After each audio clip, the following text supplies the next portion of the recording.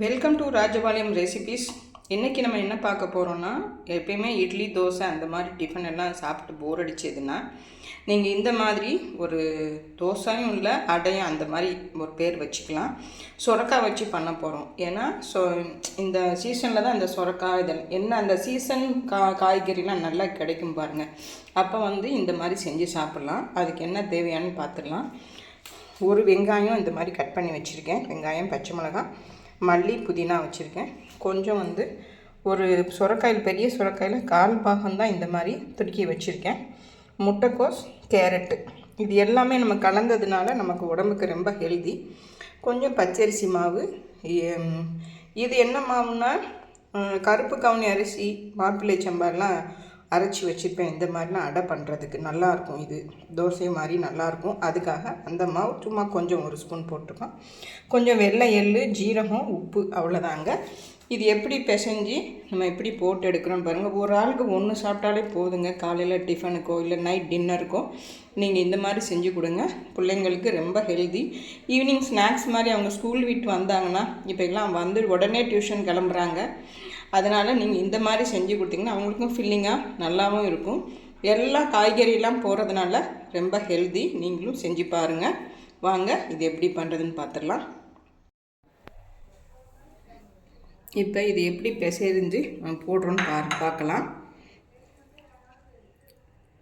இப்போ ஒரு கைப்பிடி சுரக்காய், இவ்வளவே போதும். இதுவும் எல்லாம் அதே அளவில் தான் இருக்குது. அதனால் இதுவும் அப்படியே போட்டுக்கலாம். போட்டுட்டு உப்பு போட்டுக்கோங்க. எல்லாமே போட்டுக்கலாம்.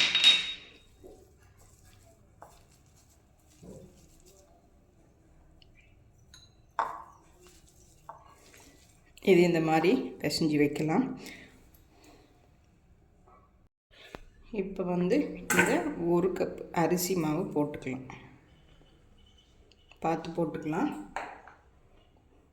இப்போ இந்த மாவில் கேழ்வரகு, மாப்பிள்ளை சம்பா இந்த மாதிரி ஹெல்த்தியான இதெல்லாம் இருக்குது. அதனால் நம்ம இதையும் கொஞ்சமாக ஒரு 2-3 ஸ்பூன் போட்டுக்கலாம். போட்டுட்டு ரெண்டுமே நல்லா கலந்து கொடுங்க. கலந்து கொடுத்துட்டு வெங்காயம், பச்சை மிளகாய் இதில் சேர்த்துக்கலாம். இது சாப்பிட்டு பார்த்திங்கன்னா அவ்வளோ ஒரு டேஸ்ட்டாக இருக்குங்க. சூப்பராக இருக்குது. இப்போ இதோடைய கொத்தமல்லி, புதினா எல்லாம் போட்டுக்கலாம்.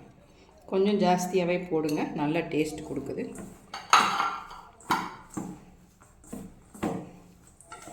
இப்போ இதில் உள்ள தண்ணியை நமக்கு எப்படின்னு பார்த்துட்டு தண்ணி ஊற்றிக்கலாம். கொஞ்சம் கொஞ்சமாக ஊற்றி பிசைங்க.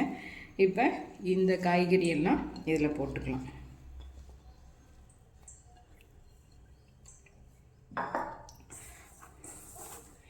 இப்போ இதில் நல்லா தண்ணி இருக்குல்ல, அதனால் ரொம்ப தண்ணி நமக்கு தேவைப்படாதுங்க. எல்லாமே நல்லா கலக்கும்போது நல்ல ஒரு வாசனை வருதுங்க. இந்த கொத்தமல்லி, புதினா, வெங்காயம் எல்லாம்னால ஒரு நல்ல வாசம் வருது. கொஞ்சம் தண்ணி நமக்கு பத்தலை, அதனால் கொஞ்சம் தண்ணி ஊற்றிக்கலாம். இது எல்லா முட்டைக்கோஸ்லேருந்து எல்லாமே சேர்ந்து இருக்கிறதுனால உங்களுக்கு ரொம்ப ஹெல்தி. நீங்கள் காலையில் ஒரே ஒரு பீஸ் நீங்கள் சாப்பிட்டாலே போதும். இதில் கோதுமை மாவில் போடனா கூட போட்டுக்கலாம். ஆனால் இது கொஞ்சம் நல்லா ஒரு கிறிஸ்பியாக நல்லா வருது. அதனால தான் உங்களுக்கு இது ஷேர் பண்ணுறேன். எனக்கு சொல்லி கொடுத்த அக்கா வெறும் பச்சரிசி மாவு தான் போட்டாங்க. நான் தான் இந்த மாவு போட்டால் கொஞ்சம் நல்லாயிருக்கும் அப்படின்னு சொல்லிட்டு போடுறேன். கொஞ்சம் தண்ணி ஊற்றிக்கலாம்.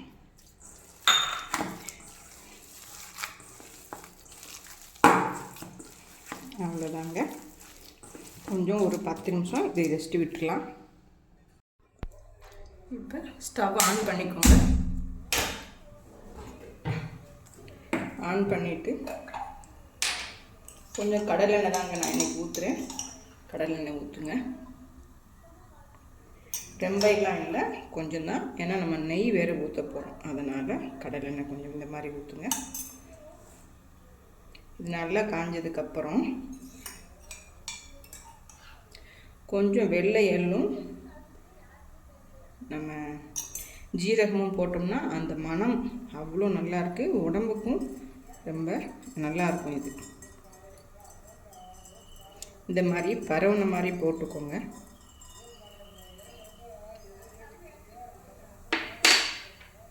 இதே மாதிரி தான் எள்ளும் இந்த மாதிரி போட்டுக்கோங்க.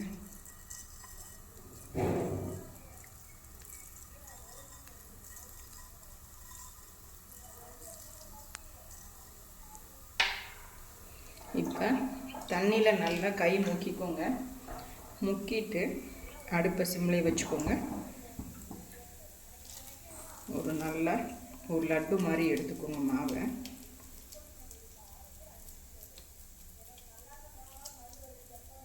இந்த மாதிரி மாவை எடுத்துட்டு இப்படி ஃபுல்லாக இந்த நம்ம எப்படி அடை தட்டுவோம், ராகி அடையெல்லாம் அந்த மாதிரி மெல்லிசாக தட்டி கொடுங்க.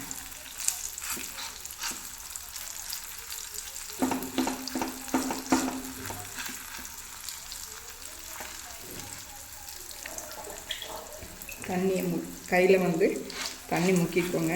முக்கினா தான் இந்த மாதிரி நல்லா வரும்.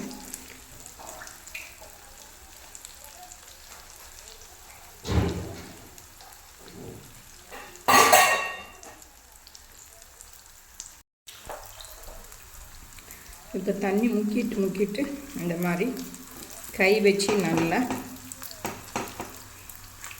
ரொம்ப லேசாகவும் இல்லாமல் மொத்தமாகவும் இல்லாமல் இந்த மாதிரி பண்ணிக்கோங்க. கொஞ்சம் வேகட்டும்.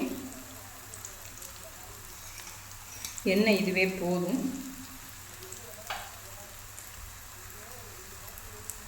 இப்போ அந்த வாசம் வருதுங்க நல்லா. இந்த எள்ளு இந்த கடலை எண்ணெய் ஊற்றுனதுனால அந்த வாசமெல்லாம் வருது. இப்போ மேலாப்பில் வந்து கொஞ்சம் நெய் போட்டுக்கலாம்.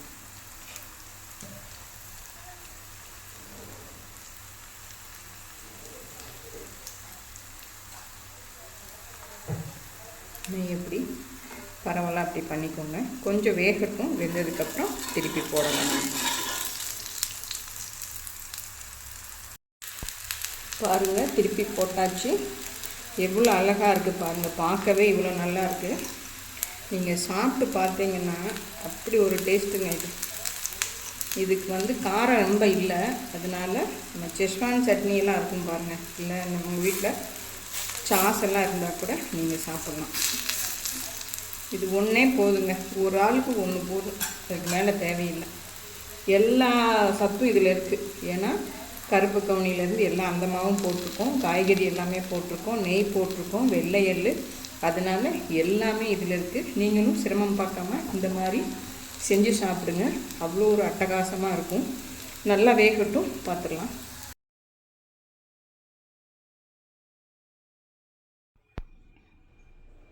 இப்போ நம்ம சுரக்காய் வெஜிடபிள்ஸ் எல்லாம் போட்ட அந்த அடை மாதிரி பண்ணது ரெடி ஆகிடுச்சிங்க. அவ்வளோ ஒரு டேஸ்ட்டாக நல்லா வந்திருக்கு. பாருங்கள் இவ்வளோ அழகாக இருக்குன்னு. வெள்ளை எள்ளெல்லாம் இந்த மாதிரி போட்டு கொடுங்க பிள்ளைங்களுக்கு, ரொம்ப நல்லது. அதோடு வந்து இந்த மாதிரி ஒரு செஸ்வான் சட்னி வச்சுட்டு பாருங்கள், இது மாதிரி கொஞ்சமாக நான் சாப்பிட்டு காமிக்கிறேன். அவ்வளோ சூப்பராக இருந்தது. இந்த மாதிரி தொட்டுட்டு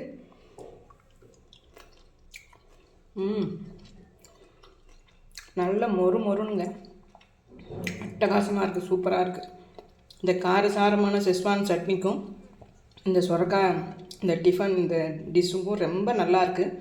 நீங்கள் காலையிலையும் சரி இல்லை நைட் டின்னருக்கும் இந்த மாதிரி செஞ்சு பாருங்கள்.